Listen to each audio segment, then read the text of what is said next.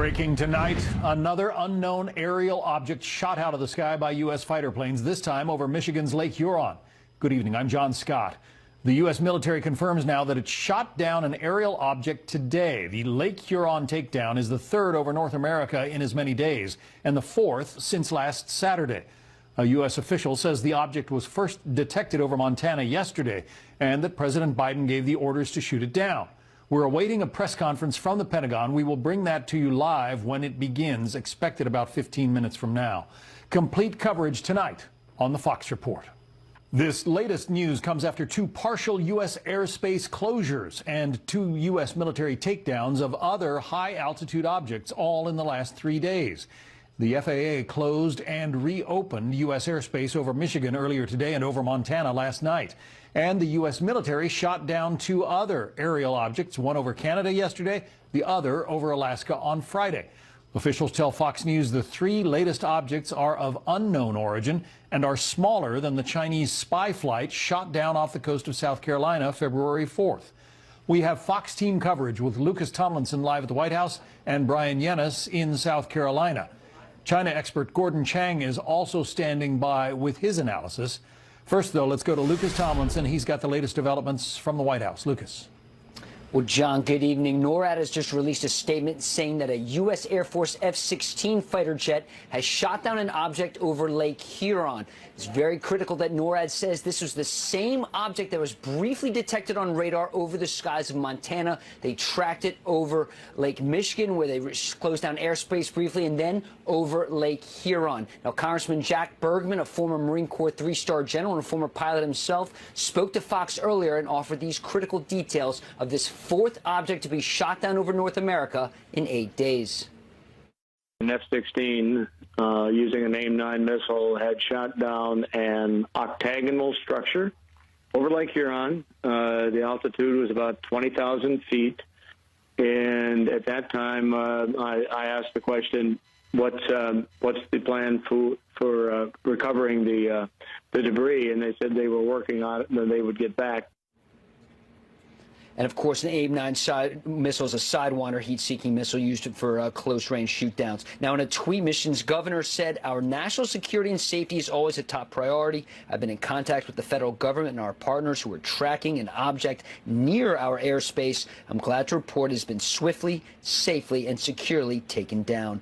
The Michigan National Guard stands ready." And, again, this is the fourth object to be destroyed by U.S. fighter jets over North America in the past 8 days, John. Unprecedented in the history of this country. To recap, last weekend, a 2,000-pound suspected Chinese spy craft was shot down over the coast of South Carolina. And in the past 3 days, three objects have been shot down beginning Friday, as you see here on this map, off the northern coast of Alaska, Saturday over the rugged Yukon Territory. Yesterday, we had the radar anomaly. Saturday, the FAA closed some airspace. And it was notable, John, in the NORAD statement that it said that the object appeared to fly over sensitive DoD sites. What are sensitive DoD sites in northern Montana? That would be nuclear missile silos, and that it appears that object continued to travel east. Now, Senate Majority Leader Chuck Schumer spoke on ABC earlier. This is how he described these objects. This is a crew of balloons. We saw one in South America. They've probably been all over the world. I do think Senator Tester is looking into why it took so long for us, our military, our intelligence, to know about these balloons. That's something I support. Congress should look at that.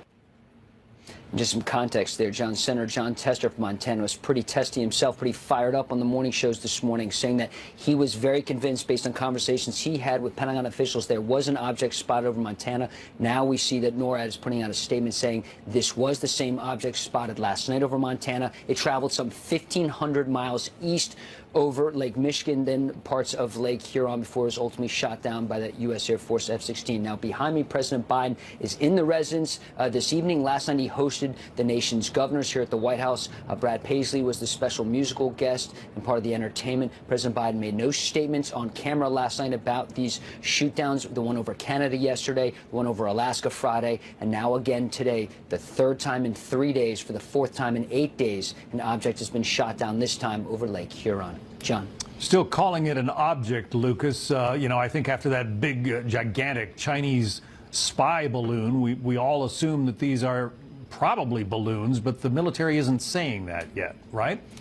That's right. Not officially, John. No, privately, officials tell Fox that the way this object that was shot down over Canada yesterday was described as a small metallic balloon. They did say that word balloon, and it was tethered to a small payload. Of course, Friday here at the White House, National Security Council spokesman John Kirby said that the object shot down over the northern coast of Alaska was the size of a small car, much smaller than that large 2,000-pound Chinese spy apparatus shot down over the coast of South Carolina. That was the size, people said, of 3 school buses, John. This latest object, it is one thing notable, John, was flying at a lower altitude than the other 2 objects shot down over Alaska and Canada. This one flying at 20,000 feet.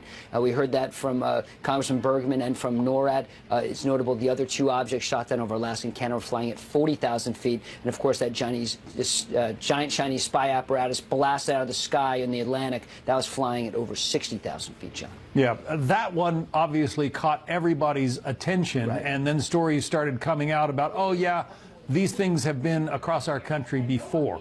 Do we have any official number as to how many of these mystery flights or mystery objects have already passed over the United States? No official muster, John, but just recall last week on your program we talked about a Fox News exclusive. Another one of these Chinese spy craft had crashed in the Pacific in the waters off Hawaii about 4 months ago.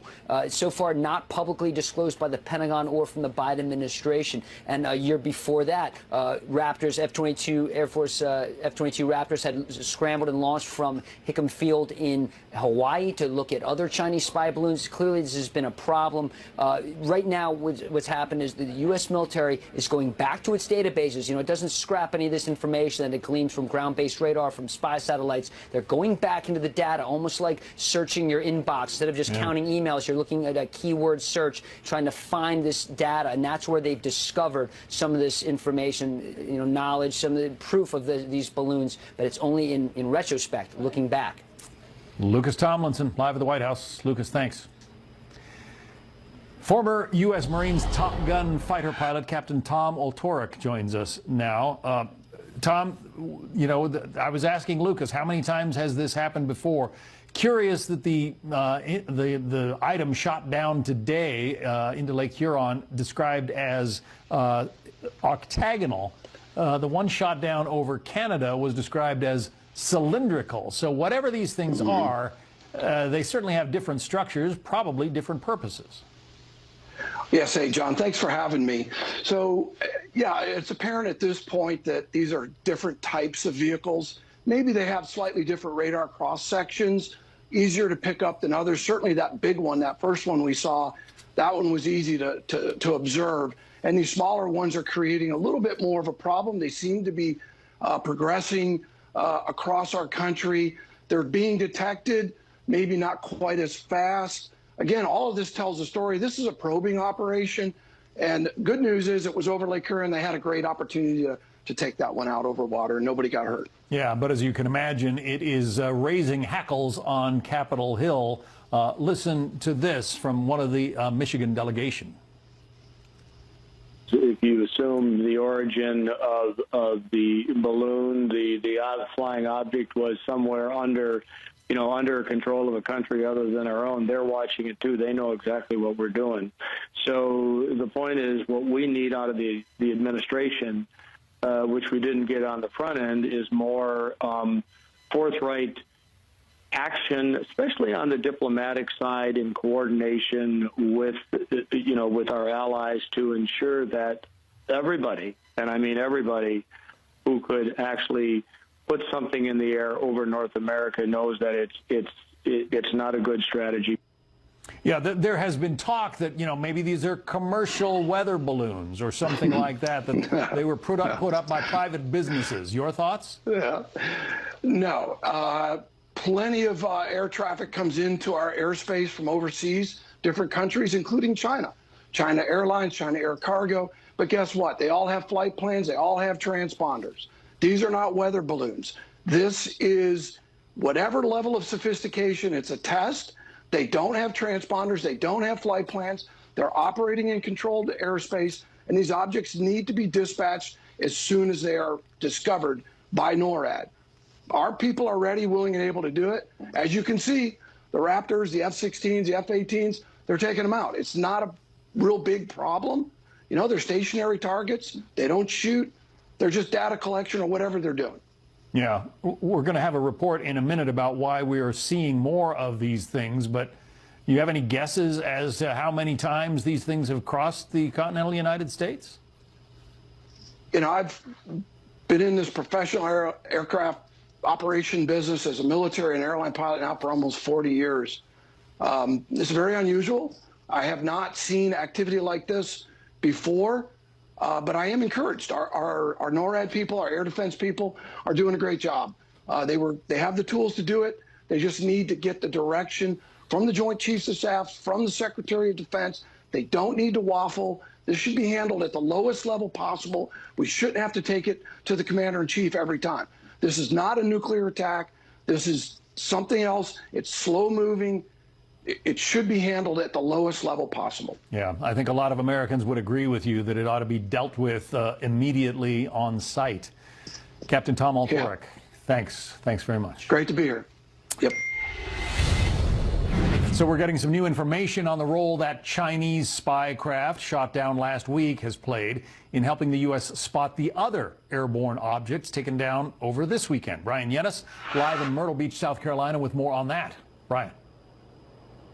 John, good evening. A senior U.S. official tells our Jennifer Griffin that forensics gathered on that 200-foot-tall China spy airship that traversed the U.S. for over a week allowed U.S. officials to adjust radar parameters to look for flying objects at higher altitudes. NORAD essentially, quote, turned up the frequency and as a result has started seeing and investigating more blips on the radar over North America. The example given is equivalent to the movie The Hunt for Red October. Once the U.S. knew the frequency to look for, they could hear the Russian subs. Well, in this case, identifying the frequency of this China spy airship allowed the U.S. to adjust its radars to find more objects. The China spy airship was different than at least the two new objects over Alaska and Canada in that, according to the U.S. official, the spy craft had steering and maneuvering capabilities. Those two unmanned objects did not. Still, Montana's Democratic Senator John Tester is questioning why this China airship was allowed to travel over the U.S. for over a week before being shot down, while these newer unidentified objects were shot down virtually right away. I would have probably done it different, but that's not saying that I'm right or I'm wrong or they're right or they're wrong. Right. In the end, we ended up with a balloon that they've recovered, and they're going to take and put it back together and reverse engineer it. Today, Navy personnel were seen taking a boat out of the water, but in terms of salvage operations in South Carolina, we're told those have been suspended temporarily at least until tomorrow. There were hazardous water conditions, seas reaching about 5 to 8 feet today. The majority of that China spy airship remains 50 feet below the Atlantic Ocean. We are told it could take 2 more weeks to recover the whole thing. John. All right, Brian Yates, we know you'll be watching it for us from South Carolina. Brian, thank you. Gatestone Institute's senior fellow Gordon Chang joins us now. He's the author of The Coming Collapse of China and the Great U.S.-China Tech War. I want to start with the old news, Gordon, the China spy craft that was shot down last week. You are an old hand at watching China and the reactions of its leaders. Parse for us some of what China has had to say about the shooting down of what they first said was a commercial weather balloon. Well, the very first reactions, John, were regret. Then we saw a much harsher tone when they said that the United States had overreacted because this was a company balloon, was weather related and not military, which obviously was not true. And we're now starting to see China mock the United States for what they call the overreaction. And we can see this, for instance, on Twitter from Chinese state media posters. So the tone has now changed again. And eventually, I think it'll become quite harsh because that's the way the pattern should work if it follows what has occurred in the past. So what do you glean from that? First of all, I think that the initial soft tone was really because the Chinese regime had yet to figure out what it wanted to say. We don't know why the regime did this, John. There are so many different theories. One of them is that the military just did this on its own because it's so politically powerful that it didn't need to consult with anybody else, or at least all it told Chinese leader Xi Jinping it was going to do this, and Xi was maybe in no position to respond. The other theory is that Xi Jinping was doing this to humiliate the United States. If it was the first theory, I think that probably that threw the rest of the Chinese regime into a panic as they tried to figure out how to explain this to the world. And the idea of Xi Jinping trying to humiliate the United States is not particularly palatable either. No, there are no good explanations here. The Chinese propaganda line for the last 2.5 years has been that the United States is in no position to talk to China from a position of strength. That's what we heard from China's top 2 diplomats in that infamous meeting in Anchorage in March of 2021. Also, we are starting to get these notions from China that we are incapable, that we're done as a power, that the Chinese can do anything that they want. And there have been indications from Chinese academics speaking to large audiences in China that basically no American can stand up to China. So this is a very dangerous attitude on the part of the Chinese, because I'm not saying that that's right. I think it's wrong. But the point is, it doesn't matter whether their assessment is correct. What matters is what they are in fact thinking. And what they are in fact thinking can lead them to do all sorts of dangerous and provocative things. We're going to be taking a briefing shortly from the Pentagon in which they'll be talking about these 3 latest shoot-downs in 3 days. Friday over Alaska, yesterday over the Yukon in Canada, and then today over Lake Huron in Michigan. 3 different objects all shot down by U.S. fighter planes. Now, we cannot say yet, because the Pentagon hasn't said yet, that these are from China. They could be from North Korea. They could be from Russia. I suppose they could be from Iran, for that matter. But does it fit a pattern to you? I mean, if you were a betting man, would you guess that these are of Chinese origin? I'd guess that they're either Chinese or Russian. The object that was shot down on Friday, and as well as the one yesterday, came in from a very different track than that big Chinese spy balloon that entered territorial airspace on January 28th. And that could suggest that China and Russia are working together on sort of a 1-2 punch. We don't really know right now, but I don't think that we can rule out Chinese and Russian cooperation, especially, John, because we're coming up on the 1-year anniversary of Russia's attack on Ukraine, February 24th. And I assume that Russia is going to do something and that China is going to support Russia in whatever it does. Right, because they had that agreement, they had that meeting before the Ukraine invasion, and basically Putin and Xi shook hands and said, nothing's off the table. We've got a great relationship here. That's right. There was a 5,300-word joint statement that was issued on February 4th when Vladimir Putin was in Beijing for the opening ceremony of the Beijing Olympics. And that's when they declared their no limits partnership. And no limits means no limits. We have seen China supply everything possible to the Russians. The Biden administration has issued warnings to Beijing, but has not imposed costs, because we have seen China cross the line that the White House has established, which is military assistance. China has been supplying military assistance from the beginning of the war, and we haven't done anything. So basically, Beijing, I assume, just feels it can do whatever it wants. Well, and they probably were taking that lesson from previous overflights. After the Chinese balloon was shot down a week ago, all of a sudden we were told that this is not the first time this has happened. Well, nobody did anything in the past, so you can't blame, in a way, the Chinese for continuing these provocations. Absolutely correct, because China has been able to get away with this. We weren't looking for it. When we saw these anomalies, we just dismissed them, which is understandable given the context. But this points up a very important point, and I think that is the Pentagon is not really prepared to defend us from China. Remember, on the big Chinese spy balloon, it entered territorial airspace on the 28th of January. it was not until 4 days later that they actually notified the President of the United States that this object was in our airspace. And that just completely unacceptable. Now, we've seen a much faster reaction time with the last 3 objects, which is great. But the point is, we Americans just have not really in a frame of mind to understand the nature of the threat from China. That's tragic, and let's hope that your work will help continue to alert this country as to the danger that China poses. Gordon Chang. Gordon, thank you. Thanks, John.